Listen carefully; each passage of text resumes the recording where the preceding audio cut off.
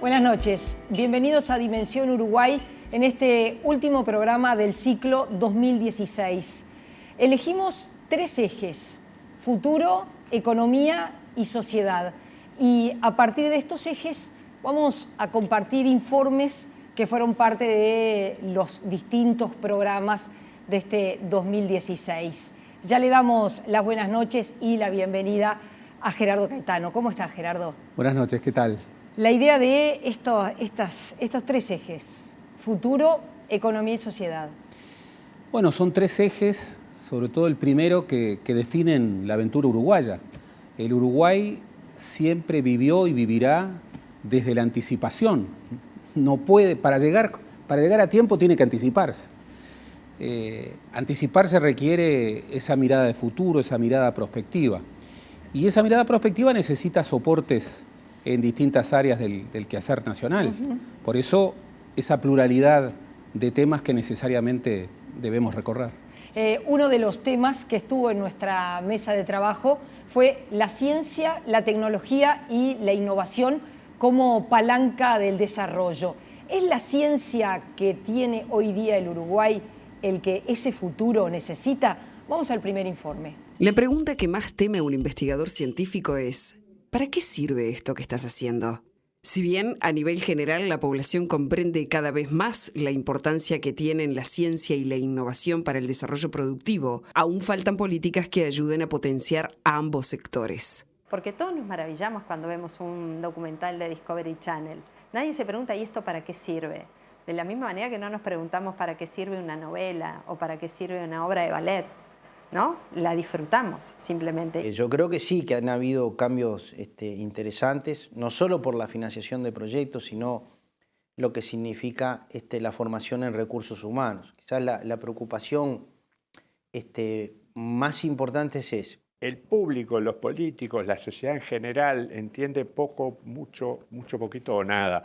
Yo diría que entiende cada vez más, ¿no? Eso, cuidado, esto no quiere decir que está el tema lo suficientemente puesto arriba de la mesa, pero está mucho más arriba de la mesa que hace 10 años. Es una pregunta eterna y a mí me parece que es justificada, porque lo que es claro y que no todo el mundo tiene por qué estar al tanto es que el timing o la temporalidad de la producción del conocimiento es mucho más lenta que las necesidades de los gestores, de los gobiernos, de las políticas, de implementar mejoras, aplicaciones.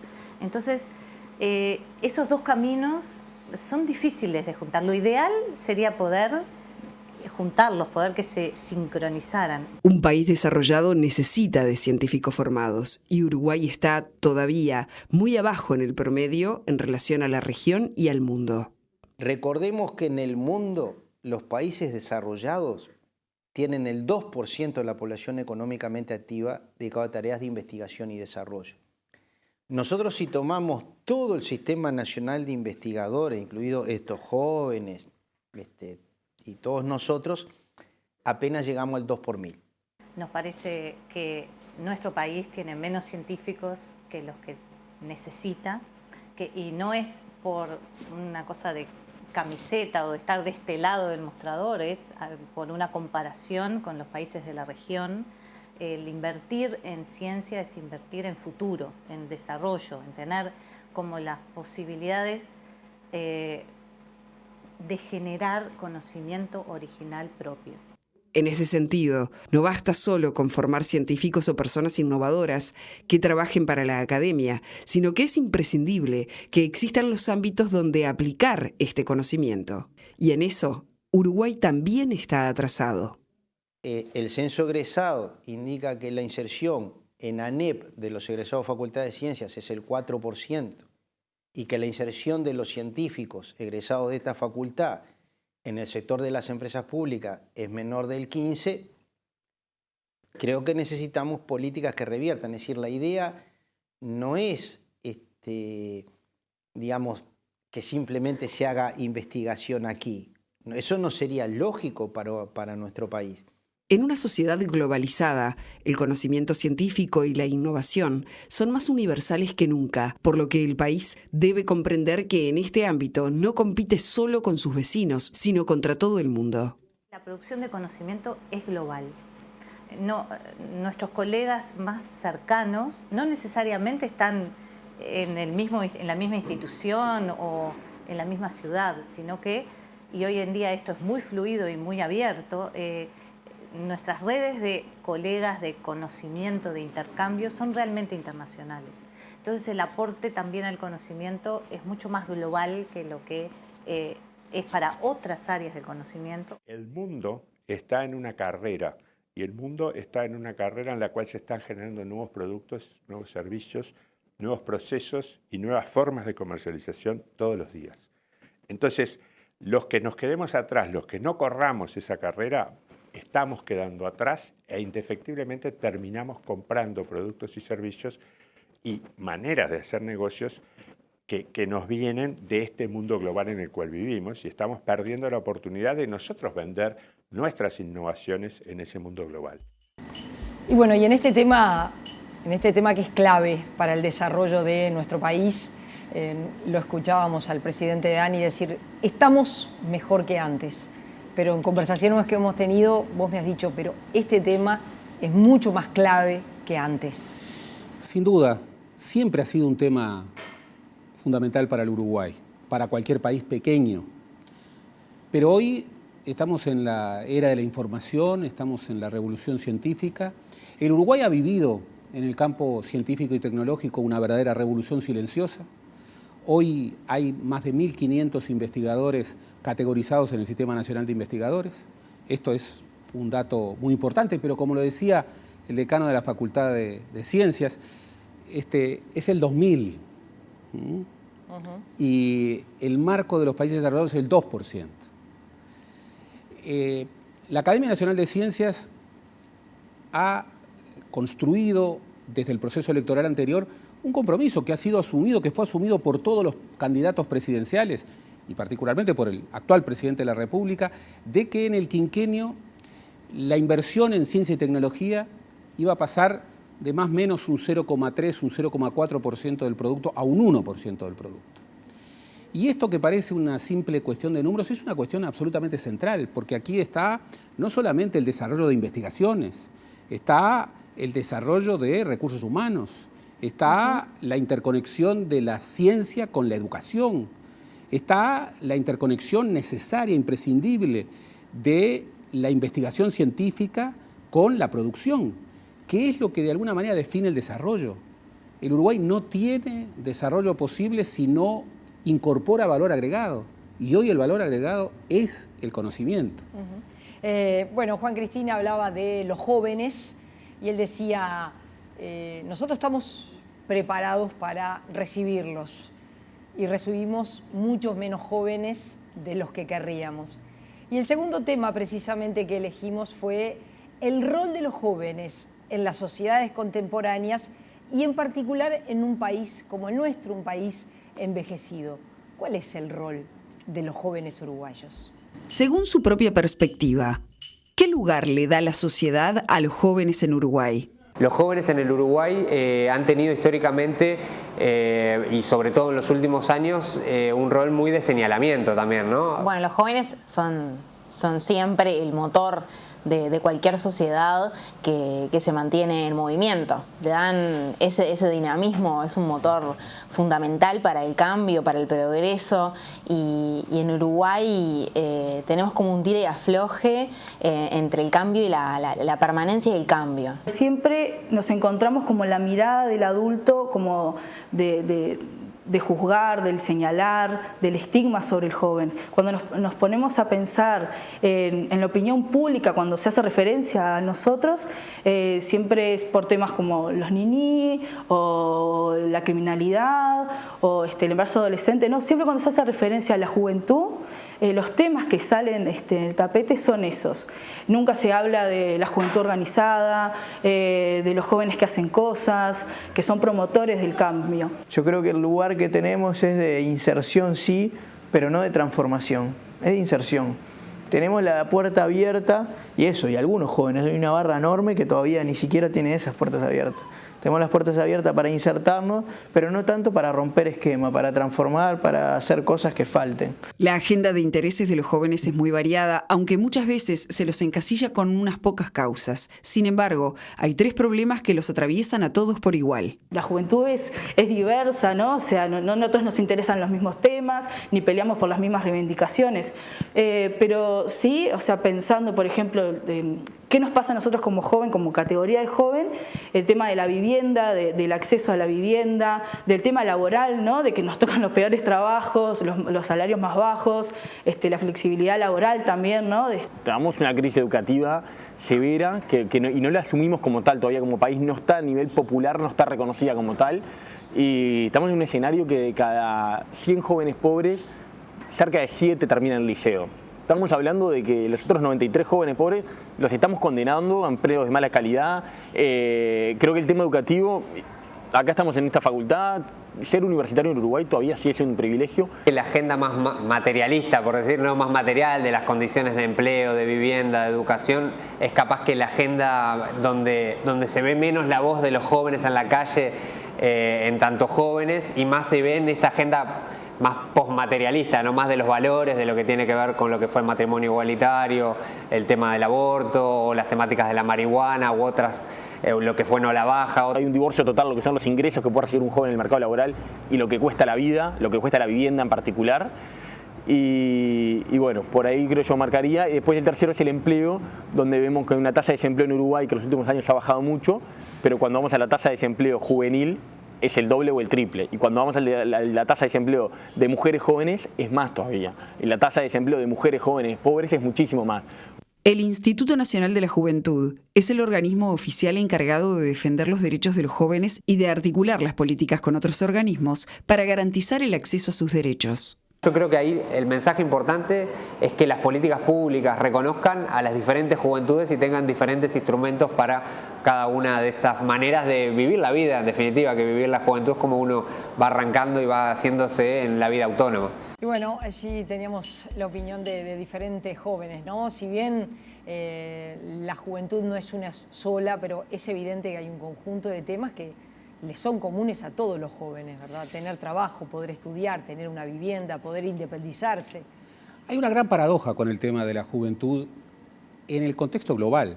Nunca los valores asociados a la juventud fueron más admirados y más queridos que hoy. La energía, la vida, la adaptabilidad, etcétera, etcétera. Sin embargo, nunca el joven realmente existente fue más estigmatizado que hoy. Y esto, que es un fenómeno global, en un país envejecido, y el envejecimiento no es solamente un dato demográfico, es un dato que cruza múltiples elementos del quehacer, obviamente le hace muy difícil la vida a los jóvenes. Tú piensas, el nuevo paradigma tecnoeconómico, con todas sus exigencias de destrezas, tiene en el joven prácticamente una persona que obviamente se adapta mucho más rápido a ese paradigma tecnoeconómico nuevo que una persona de 40 o 50 años. Sin embargo, como bien se señalaba, el promedio de desocupación entre los jóvenes duplica o triplica, en el caso de jóvenes mujeres, al promedio general del país. Aquí, por ejemplo, el joven es visto como la fuente de deseo, la fuente de energía, la fuente del futuro. Sin embargo, el joven realmente existente es estigmatizado como, el sospechoso de algo. Aquí hay un tema crucial para el Uruguay, porque entre otras cosas un país se define por el lugar que le otorga a los jóvenes. Y yo tiendo a pensar, sobre todo en estos contextos últimos, que los jóvenes en el país, en el Uruguay, no tienen un lugar hospitalario. O sea, que ser joven es difícil. Y eso define un país. El Uruguay tiene márgenes de envejecimiento muy grandes. Y en esa sociedad que necesita la energía, los valores, las destrezas de los jóvenes, resulta que tenemos porcentajes de jóvenes en ámbitos de marginalidad realmente impactantes. Y tomando precisamente esto último que vos decís, se realizó en nuestro país un seminario con expertos extranjeros que pusieron el foco en la educación uruguaya, una mirada externa. Allí hubo quienes señalaron que para ellos era un verdadero misterio lo que sucedía, que los logros sociales del Uruguay, que son muy destacados en nuestro continente, no tienen su correlato en logros educativos. Vamos a ver lo que decían. Uruguay es el país con menos pobreza y desigualdad de América Latina. Sin embargo, comparte los mismos problemas del sistema educativo con el resto de la región. El diagnóstico sobre el sistema educativo uruguayo, comparando con el resto de la región, es un misterio. ¿Por qué es un misterio? Porque Uruguay tiene indicadores históricamente positivos en comparación con la región, indicadores sociales, menor desigualdad, menor pobreza. Además, ha disminuido profundamente la pobreza en los últimos 10 años y, sin embargo, su sistema educativo no muestra una evolución ni siquiera remotamente parecida a los indicadores sociales. Hay una serie de problemas estructurales que no son exclusivos del Uruguay, que quizás se presentan algunos con cierta fuerza por aquí, más fuerza aquí que en Argentina o en otros países de América Latina, pero en general diría yo que son bastante comunes a todos los países de Occidente de mediano y alto desarrollo.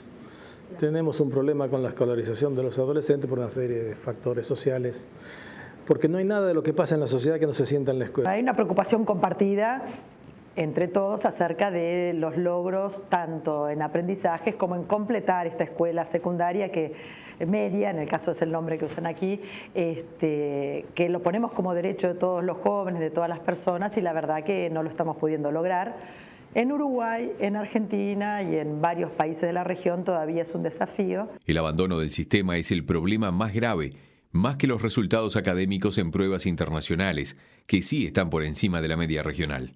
Uruguay tiene una tasa de graduación muy baja para América Latina y mucho más baja considerando que es un país con mejor nivel socioeconómico que el resto de América Latina. Con lo cual es una posición especialmente crítica, aunque hay que decir, el nivel educativo de Uruguay, por lo menos en las pruebas PISA para secundario, en las pruebas de la UNESCO para nivel primario, es más alto que el de la media de América Latina. Y la verdad que le estamos cerrando las puertas a demasiados adolescentes, a demasiados jóvenes, y esa es la expresión más dramática del fracaso escolar. No del fracaso del escolar, sino del fracaso del sistema escolar. Según los expertos, muchos de estos problemas tienen raíces directamente en los orígenes de un sistema que tiene dificultades de actualización. Este nivel, que tiene historia, en su origen tenía un sentido distinto al que se le quiere dar hoy. En el origen era un sistema selectivo, era para pocos, no era para muchos. Incluso en Argentina, no sé si en Uruguay, pero hubo una época, en mi juventud, en que el sistema, para ingresar a la secundaria, había que hacer examen de ingreso, incluso. Porque el sentido que tenía era formar las élites políticas, las élites económicas. Nació con un requisito de muchísimo nivel, muchísimo rigor académico, para decirlo de alguna manera, y eso fue más difícil de modificar con el tiempo. Otros países han logrado mayores adaptaciones y yo creo que en la cultura profesional de los docentes uruguayos, especialmente en el nivel secundario, hay todavía un cierto anhelo, una nostalgia de un nivel educativo al cual tienen que llegar los alumnos. La buena noticia y la mala noticia es que no es un producto de nuestros genes, es un producto de lo que estamos pudiendo hacer en el plano cultural, en el plano pedagógico. Entonces, hace muchos años dicen que fue Ortega y Gasset Argentina y nos dijo argentinos a las cosas, y bueno, por ahora sería pedagogos a las cosas. En ese sentido, la evolución en el conocimiento de otras áreas también cambia la concepción que teníamos sobre ciertos aspectos del sistema educativo y su funcionamiento. En el caso de la neurociencia, estudios recientes descubrieron que el desarrollo del cerebro en la pubertad es tan importante como el que sucede en los niños entre 0 y 5 años. Funciones ejecutivas del pensamiento abstracto se desarrollan y desencadenan en ese momento, y entonces los adolescentes, los pubres y adolescentes, comienzan a poder planificar, organizarse, anticipar, evaluar riesgos, gestionar el trabajo con otros de una manera cooperativa particular. Empiezan a hacerlo en la pubertad. Da la casualidad que en ese momento que ese proceso es incipiente, los llevamos a una escuela secundaria con una cantidad de asignaturas, un ritmo, una presión que muchos adolescentes no pueden gestionar. Bueno, allí tenían entonces estos expertos, en particular eran argentinos, elegimos estas opiniones. Y bueno, el tema, la reforma, la madre de todas las reformas, la educación, el tema educativo. No de ahora, el Uruguay siempre se quiso hijo de la educación. Y en buena medida cuando se plantea el misterio de una educación que no está a la altura de las exigencias, con indicadores sociales que por lo menos muestran recuperación en temas de pobreza, en temas de indigencia, tiene que ver con esa historia. Una historia que nos hace vivir de rentas hace varias décadas. Y hoy, de alguna manera, la dependencia del futuro respecto al proyecto educativo es mucho mayor. La educación fue la clave de integración de este país. Hoy puede ser la gran clave de desintegración. Las rutas de aquel que es bien educado, generalmente asociado a extractos sociales y económicos altos, y su contraste con los sectores pobres que tienen otras rutas educativas, está creando esas sociedades duales, esas sociedades que no convergen. Por eso, la mirada externa, la necesidad de romper con el provincianismo y de ubicar nuestros problemas, también nuestros saberes, dentro de ese marco global que hoy es el marco para todos los temas, es crucial. Y esta mirada de expertos, pedagogos de otros países es bien saludable. Ahora, es una mirada que, si bien contextualiza nuestros problemas, y esto es muy importante, nuestros problemas no solamente son nuestros, en muchos casos son temas del mundo, mucho más de la región, pero son temas del mundo, también nos exige. El Uruguay, su escala, sus posibilidades, tendría que tener una respuesta educativa sin duda de otra calidad. Y yo creo que en eso podemos converger todos. Vamos a hacer una pausa y seguimos.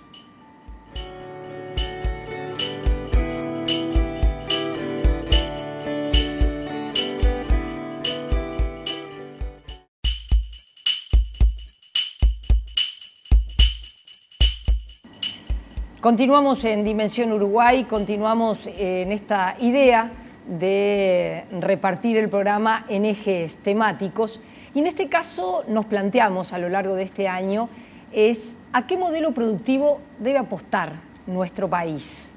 Y bueno, Gerardo, recogimos, como lo hacemos en este programa, diferentes visiones. Vamos a verlas. El crecimiento económico de Uruguay en la última década plantea desafíos en cuanto a cuáles son las estrategias o modelos a seguir para potenciar ese crecimiento a largo plazo. Más que hablar de un modelo en el cual el Uruguay deba concentrarse de lleno, hay que pensar en cómo Uruguay está preparado para competir. O sea, cómo Uruguay puede mejorar la productividad, porque ese es finalmente el desafío que tiene que proponerse el Uruguay. Yo creo que la palabra modelo restringe porque se tiende a que todo sea de una misma forma, con una misma lógica. Yo no sé si es un modelo, si es un sistema, si es una visión, pero digamos, no hay sociedad que cambie fuertemente, no hay sociedad que avance fuertemente si no se visualiza en el futuro. El país debe apostar a aquellos modelos que estén en sincronización y en consonancia con el mundo moderno. La industria del Uruguay hoy, 2016, no es la industria del Uruguay de 1970. Lo que tenemos que tener claro en el Uruguay es que somos un país que tiene 3 millones de habitantes, que tiene capacidad para producir alimentos y fibras, que hoy produce alimentos para 28 millones de personas, que nosotros entendemos que podemos producir alimentos para 50 millones de personas de forma sostenible, en mercados diferentes, con demandas diferentes. Tenemos que ver, bueno, cuáles son los ecosistemas que tenemos. Tenemos un ecosistema de praderas con mucha riqueza en lo que son las tierras y la red hídrica que manejamos. Entonces ahí es que nos tenemos que plantear qué es lo que tenemos que producir y para quién y para qué producir. Sin coincidir en un único modelo, los expertos entienden que un elemento clave para continuar creciendo es mejorar la competitividad del país. Si queremos competir con el mundo, tenemos que encontrar ecuaciones que sean competitivas. ¿Cuál es el desafío? Que la escala para alcanzar ese tipo de competitividades no esté condicionada a la mega escala, que generemos las políticas públicas, que generemos los bienes públicos, que nos ayuden a reducir las asimetrías que muchas veces la escala genera en materia de tecnología, de comercialización, de financiamiento o de acceso al mercado. La estrategia del Uruguay es un modelo de producción apostando a cadenas productivas, con servicios y sobre todo con una ubicación geopolítica que le permita ser la salida de muchos productos y tener un costo adecuado para que puedan ir esos productos o los semiproductos a ser terminados o consumidos en otros mercados. No vamos a la cantidad, sino que vamos a la calidad. Y en un mundo moderno que cada vez exige productos con los que se llaman los famosos sellos verdes o los green tags, bueno, buscar esos productos que el mundo quiere y que Uruguay puede producir en una economía de escala razonable y que pueden ser aptos para el mercado interno y el mercado externo. El rubro agroindustrial sigue siendo la principal fuente de ingresos para el país, lo que lleva a autoridades y a expertos a preguntarse cómo hacer para potenciar aún más al sector.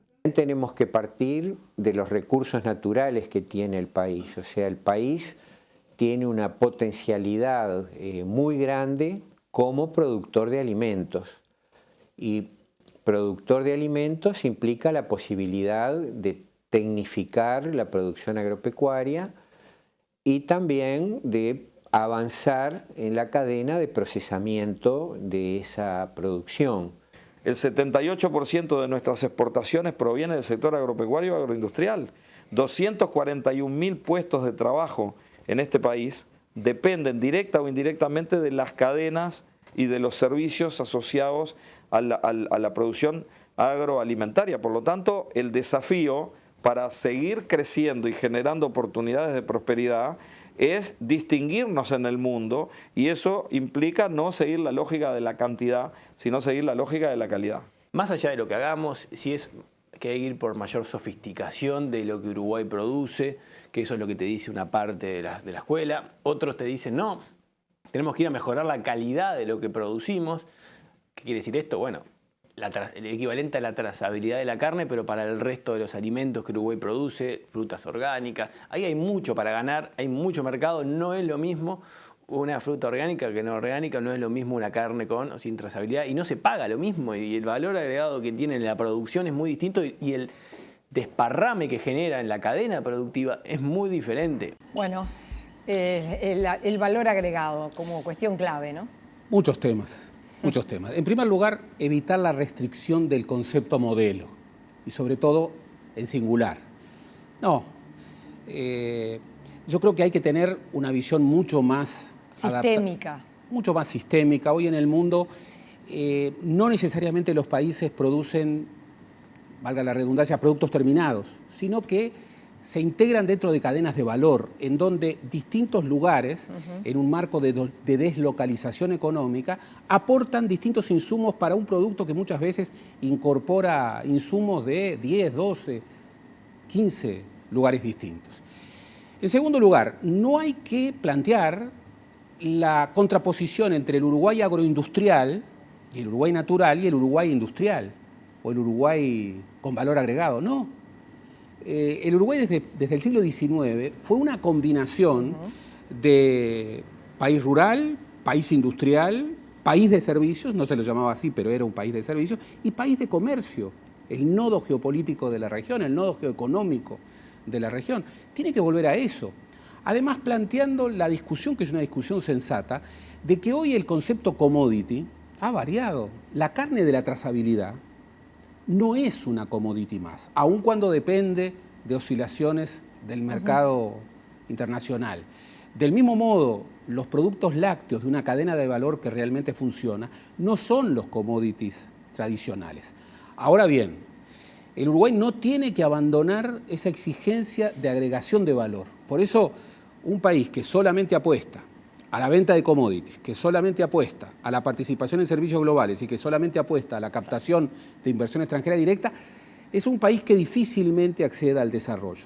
Yo creo que hay que ir hacia otro rumbo que se esbozaba en más de una participación, con una visión de horizonte que apueste más a la calidad que a la cantidad y que de alguna manera busque, de manera inteligente, una inserción calificada, sofisticada en cadenas de valor y una inserción de esa producción renovada en áreas de mercado que sean particularmente importantes.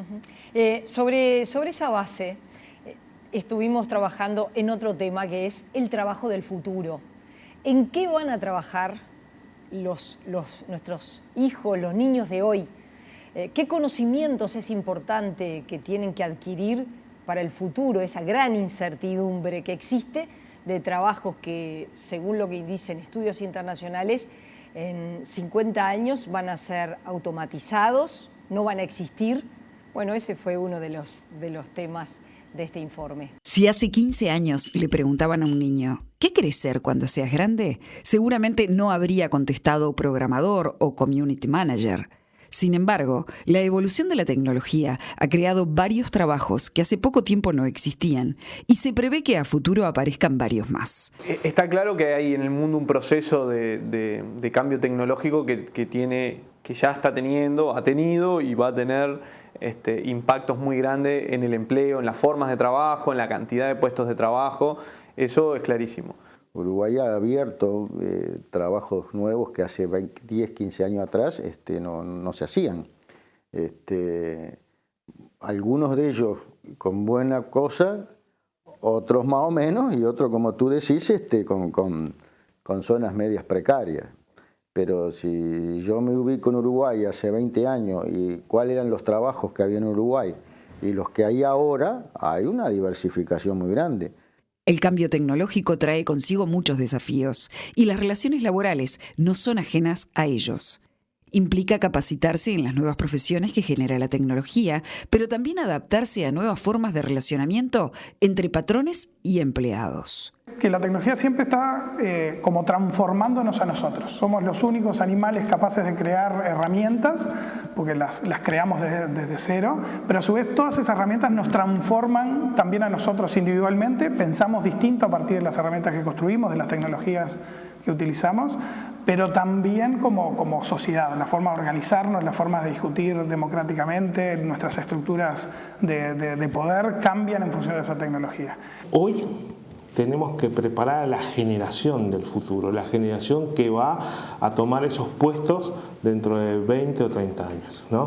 Entonces, los modelos que estamos utilizando hoy, si los seguimos manteniendo, el día de mañana toda esta gente que está creciendo hoy, cuando vaya a trabajar va a ser totalmente obsoleta. Esta revolución tecnológica, al igual que otras tantas épocas de cambio drástico en la historia de la humanidad, se enfrenta con cierta resistencia, especialmente de parte de quienes ven amenazada su forma de subsistencia. Eso es común en cada revolución tecnológica que ha vivido la humanidad, que estamos en una de ellas, no es la primera, ya el mundo ha pasado por esto y más o menos digamos, el patrón siempre es que genera una gran destrucción de puestos de trabajo en un conjunto de actividades que o desaparecen o cambian de manera radical el proceso productivo, pero a la misma vez se generan un montón de oportunidades en otras áreas, en otro tipo de empleos. Ese es un poco el patrón que surge de estos procesos, en estos periodos. Me imagino a la señora que trabajaba en Surrueca y el día que la máquina a vapor empezó a suprimir su trabajo. Los mismos temores que de repente algunos tenemos, temores infundados tal vez, habrá tenido esa señora y cuánta gente habrá pasado, no habrá podido adaptarse de la rueca a la máquina industrial típica, ¿no? Capaz que esto también estamos en esa transición, en una revolución tecnológica de una celeridad única vista en el mundo. Ante esta situación, también se plantean desafíos importantes para las políticas públicas que deben encontrar el equilibrio entre acompasar el desarrollo y defender a los más vulnerables ante el cambio. A nivel de las políticas públicas en general hay un componente importante que tiene que ver con una cierta flexibilidad para permitir la incorporación de nuevas cosas, pero una flexibilidad que no implica una libertad total de que dada una tecnología se puede hacer cualquier cosa, sino una flexibilidad para rápidamente y ser lo suficientemente rápido para adaptarse a determinadas cosas. Eso es de los aportes mayores que podría hacer el gobierno y las instituciones políticas, ¿no? En ver cómo legislar y no cómo trabar. Porque eso es parte de la realidad. Hoy estamos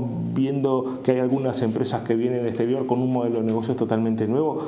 Y si nosotros lo que hacemos es prohibirla, lo que estamos haciendo es tapando el sol con un dedo. Eso no es así. Hoy lo que tenemos que ver es cuál es la realidad y ver cómo legislamos para esta nueva realidad que nos cambia, que es la que vamos a vivir en los años futuros. La tecnología no es neutra en términos sociales y altera las relaciones de poder entre los distintos sectores, eso es evidente. Entonces, ahí el papel del Estado es absolutamente central. El papel del Estado, cómo repiensa los dispositivos de seguridad social, de protección social, de protección de los derechos, para que no vayan en contra de explotar al máximo las posibilidades de las nuevas tecnologías, pero que tampoco vayan en contra de las posibilidades, los derechos de los trabajadores y las posibilidades de una vida digna. En ese sentido, la política pública más importante de adaptar es la educación. Históricamente, en las universidades o los centros de enseñanza estábamos pensados para reproducir un conocimiento preexistente y hoy cada vez más necesitamos formar en competencias, en ciertas capacidades que le permitan afrontar desafíos completamente nuevos que los van a tener, por ejemplo, en su ejercicio profesional.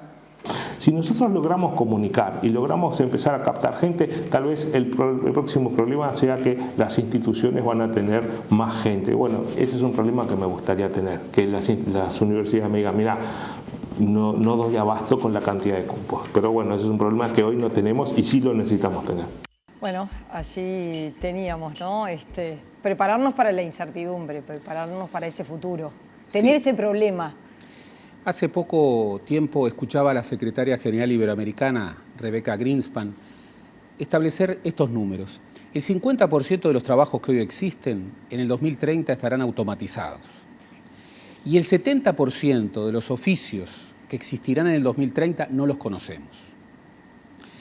Esto es una revolución. Esto hace 10, 15 años no era lo que ocurría. Y es una revolución de un aceleramiento vertiginoso. Obviamente una educación que apuesta a la reproducción del conocimiento preexistente va a fracasar.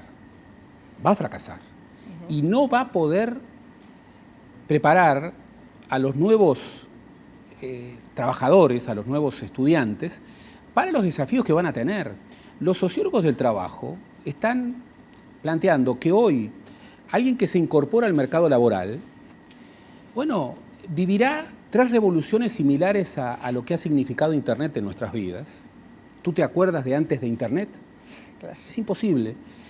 Pero además cambiarán 15 o 20 veces de lugar de trabajo y tal vez de oficio. Entonces, es un desafío gigantesco y al mismo tiempo es un escenario de oportunidades. Siempre y cuando un país como el Uruguay, que tiene una dimensión de escala que le permite hacer cosas que otros países demasiado grandes no pueden hacer, aproveche esas oportunidades. En esto no podemos perder tiempo. Gerardo, vamos a hacer una nueva pausa y ya nos metemos en el tramo final.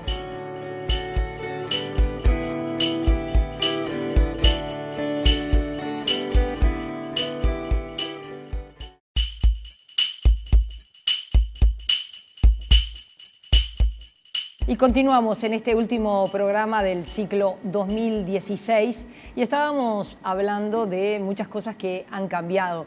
Y si algo también ha cambiado mucho, que ha ocurrido una verdadera revolución, es en el campo de nuestro país, donde la mayoría de los productores son unidades familiares. Vamos a ver lo que nos decían a partir de todos estos cambios que se están sucediendo. Trabajar y vivir en el campo es una realidad cada vez más ajena a los uruguayos. Cada censo que se hace lo deja en evidencia y es una de las preocupaciones principales del gobierno y de la propia gente del campo.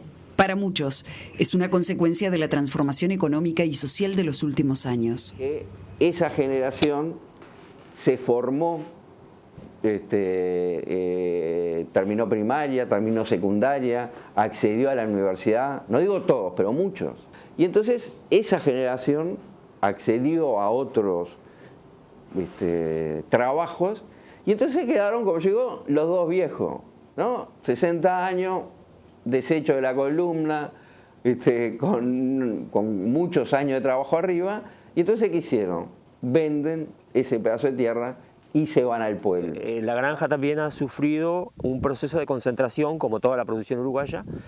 Entonces hay pocas empresas que se han desarrollado mucho, a las cuales no les va del todo mal, pero bueno, me parece que el desarrollo y el éxito hay que medirlo más en personas que en toneladas. La característica principal que identifica a los productores familiares es que la unidad familiar y la unidad económica sean la misma. Para que este modelo prevalezca, es fundamental que el negocio se continúe a través de un recambio de padres a hijos. Se está dando un modelo donde ese recambio generacional no se da. Y lo que hablábamos hoy, muchas familias venden o se van, porque los hijos ya ninguno se quedó. La juventud de tierra no quiere nada, de producción tampoco, entonces ¿quién va a quedar? El que está ahora y después no hay generaciones nuevas que quieran decir, seguimos trabajando. En la zona del Rincón de Colorado, donde estamos ahora, no hay jóvenes menores de 30 años dedicados a la producción. Hay jóvenes, pero no dedicados a la producción. Justamente, para los jóvenes la vida en el campo no resulta atractiva y muchos padres, incluso, prefieren evitarles a sus hijos el mismo sufrimiento que ellos pasaron. Trabajar la tierra no es para cualquiera.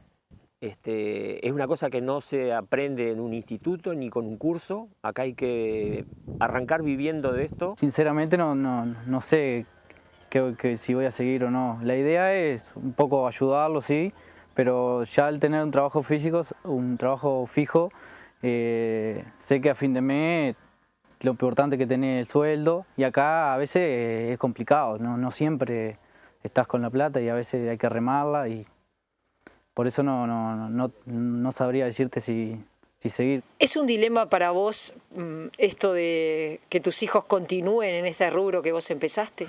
Y es un dilema, sí, es una gran preocupación porque a veces pienso que puede ser una continuidad para mí, pero también pienso que lo estoy enterrando también en una actividad que realmente dentro de unos años no sea redituable. Afortunadamente los jóvenes estudian todos hoy, bueno, y eso abre otras perspectivas y los muchachos tienen la oportunidad de ir eligiendo, y bueno, como muchachos tontos no existen, eligen opciones de trabajo mejor remuneradas y tal vez más cómodas. Y en el caso de tu familia, hermanos, hermanas, ¿se dedicaron a la producción? No, ninguno de los dos. Uno trabaja en el frigorífico y la otra es empleada pública. Trabaja en el INAU. Quiere decir que solo en la producción. Qué bello. Bueno, allí teníamos un cambio radical. Testimonios impresionantes y de un realismo absoluto. El Uruguay ha vivido en los últimos 10, 15 años una verdadera revolución productiva en el medio agropecuario. Sin embargo, la reproducción generacional en muchos sectores, en la mayoría de los sectores, se viene rompiendo. Esto tiene que ver con muchas cosas, tiene que ver con la atracción de lo que es la vida urbana, con la modernización de las costumbres, pero también tiene que ver con el futuro azaroso que le espera a un joven en el sector productivo. Y esto nos lleva hacia una dimensión de la integración social que solemos olvidar, desde nuestra visión tan urbana, tan montevideana. Hablamos siempre de integración social, pero nos olvidamos de hablar de integración territorial. Y en algún sentido, en más de un sentido, estamos volviendo a lo que éramos en el siglo XIX, que era un país vacío, abierto al poblamiento. Acá no sé si vamos a ser abiertos al poblamiento, pero en realidad, país vacío en el medio rural, lo estamos siendo cada vez más. Los pequeños y medianos productores que eran el soporte de una red social muy, muy importante, vinculada con la producción, hoy tienen este enorme desafío, con algunos sectores en donde, bueno, la vida, por ejemplo, la vida de un tambero, es una vida complicada, es una vida... Viste lo que nos decía, yo no sé si no los estoy enterrando acá, bueno, ¿no? Decía esa él. imagen es de una dimensión gráfica, de una fortaleza enorme.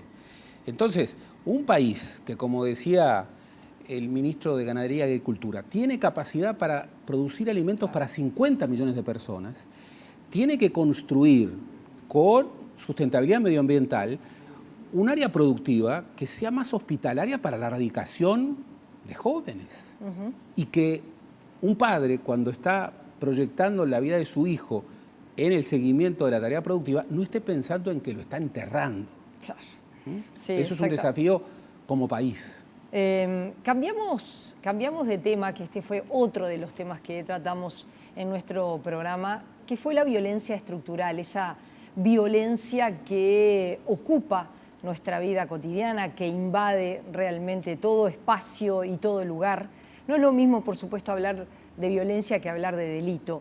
En este caso nosotros nos concentramos en hablar de violencia. En Uruguay hay una cultura de la violencia que invade cualquier lugar y actividad.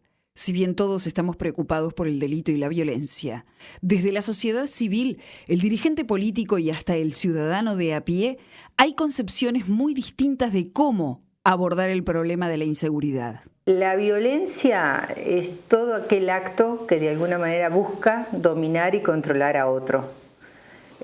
Podemos encontrar violencia contra los niños, podemos encontrar violencia entre sociedades, entre países. Siempre la cuestión del poder, de quien ostenta más poder y busca dominar a otro país, a otra nación, a otro grupo social, o en este caso a las mujeres, es la explicación de la violencia. Tenemos violencia hacia la mujer, tenemos violencia de raza, tenemos violencia de etnia, tenemos violencia de clase. Los más fuertes siempre imponen en sus relaciones interpersonales el poder, el sometimiento, y los niños están dentro de esa dinámica de violencia estructural que tenemos como sociedad. Nos conformamos en una sociedad de relaciones interpersonales violentas. Yo no creo que se haya incrementado. Lo que creo que tiene mucha más visibilidad el hecho.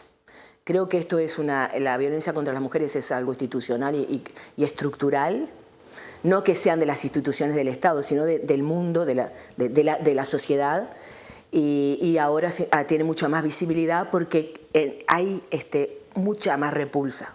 Una encuesta reciente de la consultora Cifra evidencia que la inseguridad es la mayor preocupación de los uruguayos, mucho más que la economía o que la educación. Sin embargo, según cifras del Ministerio del Interior, en 2015 los homicidios calificados como violencia intrafamiliar fueron casi tantos como los cometidos dentro de una rapiña. En los últimos años crecieron más de 15% las denuncias por violencia doméstica y en 2015, 26 mujeres murieron asesinadas por sus parejas o exparejas. Cuando la violencia se da en ese marco que se combina esta relación violenta con las relaciones de amor, con las relaciones de afecto, con la intimidad, lo que sucede es que a las víctimas, a las mujeres, les cuesta mucho decodificar e interpretar que eso que le está pasando con él tiene que ver con la violencia. Y también pasa a nivel de los amigos o de las familias. Visualizar la violencia intrafamiliar como un componente más de la seguridad es un debe de la sociedad a la que en muchos casos aún le cuesta asumir incluso como delito. Nosotros no podemos separar la violencia hacia las mujeres de la violencia hacia los niños, niñas y adolescentes. Cuando nos dicen la violencia no es contra los niños, nosotros decimos los niños que viven en hogares violentos, donde la resolución de conflictos y donde el sometimiento de las mujeres es por intermedio de la violencia, el miedo, el castigo físico, pero también el emocional, los niños sin lugar a dudas son parte de esa violencia, no escapan esa violencia y nosotros decimos que son víctimas de esa violencia.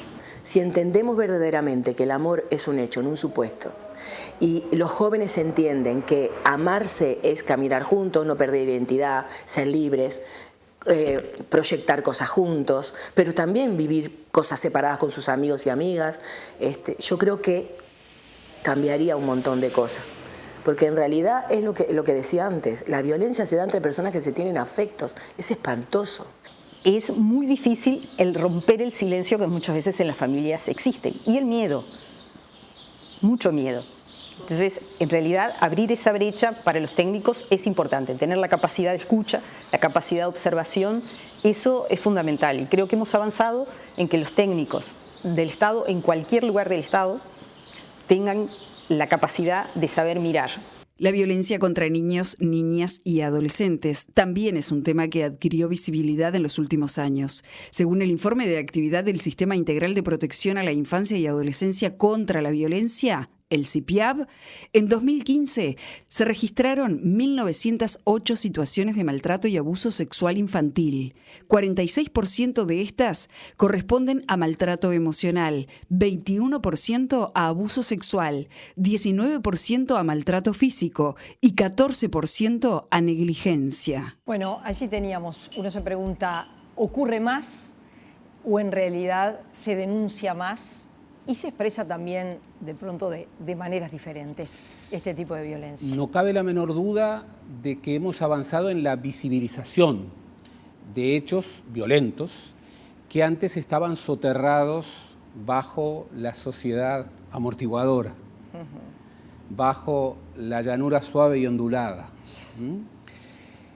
Pero también es cierto que con seguridad estamos ante un mundo, ante una sociedad más violenta. Frente a eso, lo primero, y creo que está muy bien puesto el título, es registrar la dimensión estructural de la violencia. No son violencias acotadas, no, hay culturas de la violencia que de alguna manera son vectores transversales del conjunto de la sociedad. Y también está muy bien confrontar la violencia con aquellos elementos que dificultan la superación de una cultura de violencia. Por ejemplo, el miedo. Por ejemplo, la idea de que la violencia y el afecto son contradictorios, cuando muchas veces pueden ser un combo explosivo. La idea de suponer que el hogar es una suerte de... sí, lugar ideal. Claro, es una suerte de fortaleza en donde la violencia no entra, no. Y la idea también de que la manera, esto es como el código número 1 de la no violencia. La no violencia no es la ausencia de conflicto, es la capacidad de superar, de tramitar el conflicto de una manera no violenta. ¿Cómo es que lo resolvés ese Exactamente, conflicto? no es un mundo idílico en donde no hay conflicto, en donde todo está reconciliado. Donde la palabra ha perdido lugar y da paso a la violencia. Exactamente. El conflicto es inherente a la vida social, a la vida personal. Lo importante es poder tramitar el conflicto desde perspectivas no violentas. Por eso este es un tema absolutamente crucial de un Uruguay que lamentablemente se ha hecho más violento, pero que al mismo tiempo, y esto por suerte, ha hecho más visible la violencia que ya tenía. Gerardo, ya estamos en el final de este ciclo. Estamos completando 27 programas de Dimensión Uruguay de este 2016, con el compromiso, por supuesto, de volver con Dimensión Uruguay en el 2017, nuevamente con nuevos temas y también volviendo sobre temas que nos preocupan y que son, si quieren decirle así, viejos temas, y siempre incorporando muchas miradas, que es lo que hacemos en este programa.